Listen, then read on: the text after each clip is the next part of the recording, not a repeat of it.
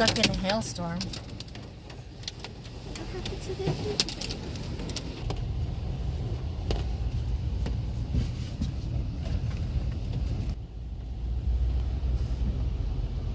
Still a little windy. And madalang lang mangyari to. Nawalan ng kuryente. That is a lot of water. Yeah, tingnan mo sila. Oh, ayan, oh.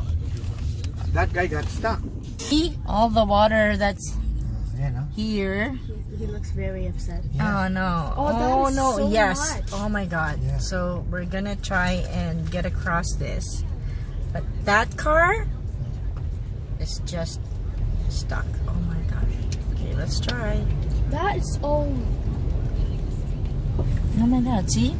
See what happened? Where's the driver kaya? Nandun, sa loob. This, oh my gosh.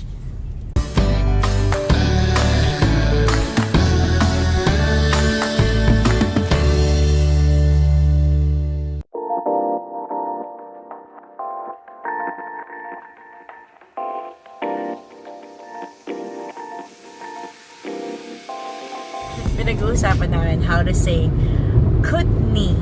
K-O-O-T-E-N-A-Y. But it's pronounced as Kootenay. Sabi ni Jay, marami daw siyang silent. Kootenay, dapat K-U-T-N-I na lang. Kootenay.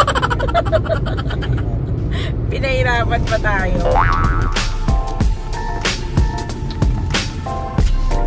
Arrived at your destination.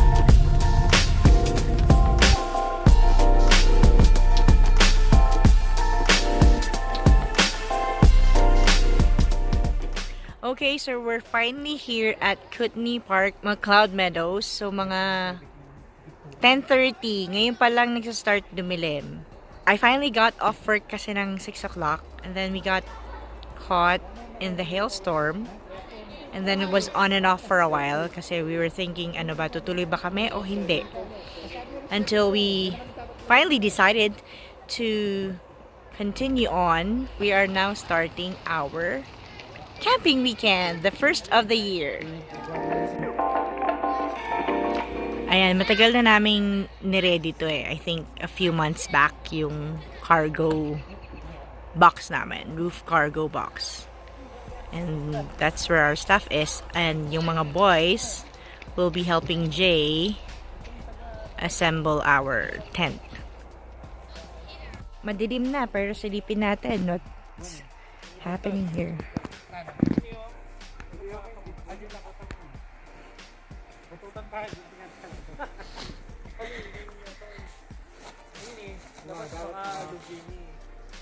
Nakalimutan nyo na ba paano siya i-assemble?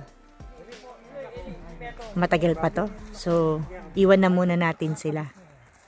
So, lahat ng mga nakuha naming sites, may fire pit. Hopefully, ma-drive away yung mga lamok. It's past 10, almost 11. And we're trying to get to the washrooms here. May running water, but I was told wala daw ilaw sa mga washroom. So we've got our flashlights at maghihilamos na kami to get ready for bed. It's actually quiet time na sa camp. So meaning like lights off and no more partying. So dark here. Ooh. I need to pay attention to where I'm going.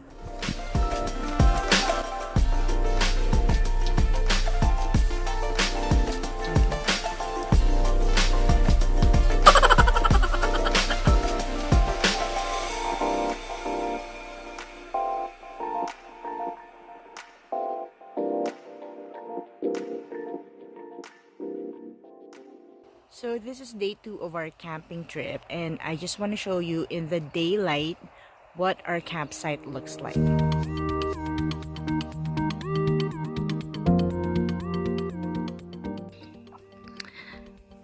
And it's surrounded by trees and logs. This is like a little nook here. Tapos yan. May fire pit, picnic table, and a pad for the tent. Yan.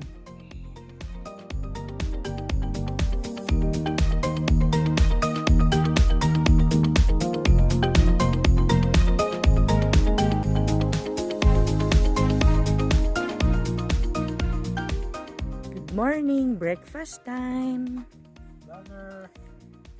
Vlogger day 2. We're on the road again. Pagbibigyan namin yung mga bata because they asked to swim in Radium Hot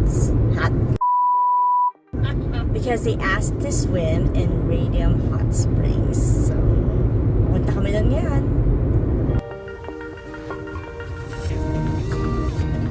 Radium Hot Springs.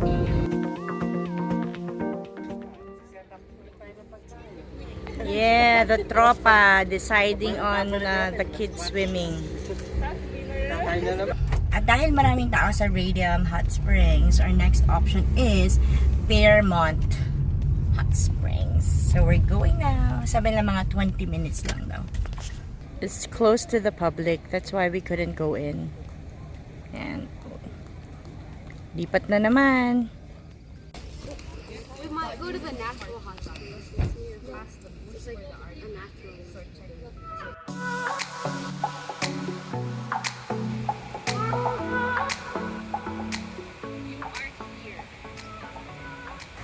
Oh my gosh. Where did they go?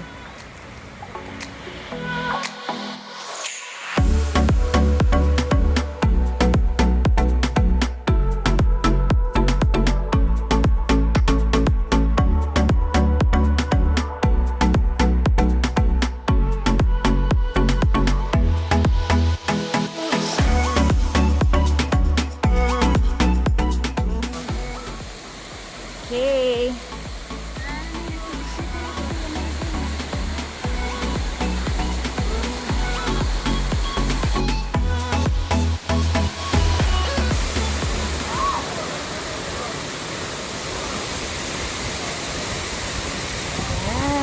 Natural hot springs.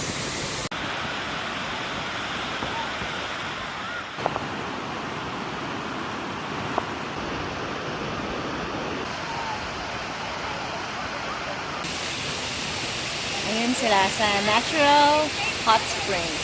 Hindi na ako pumunta doon kasi I tried to cross pero may yung rock formations doon medyo madulas na kung saan dumadaan yung water. And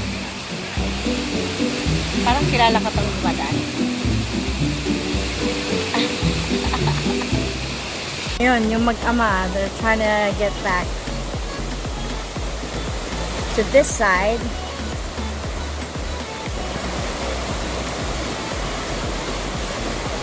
Kasi nga madulas din sa other way, kaya dito na lang. Papa will pull you up, okay?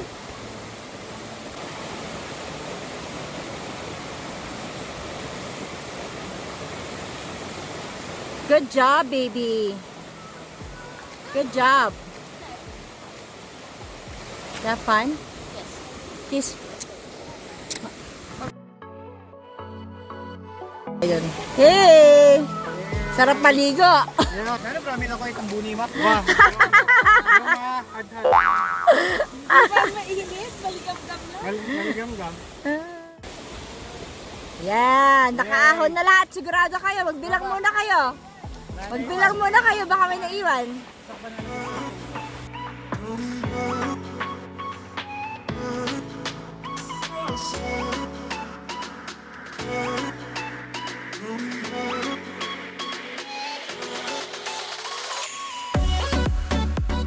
Sa camping, kailangan nagigib. Nagigib. Saklo ko pa. Saklo.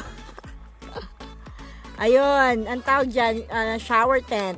Yan.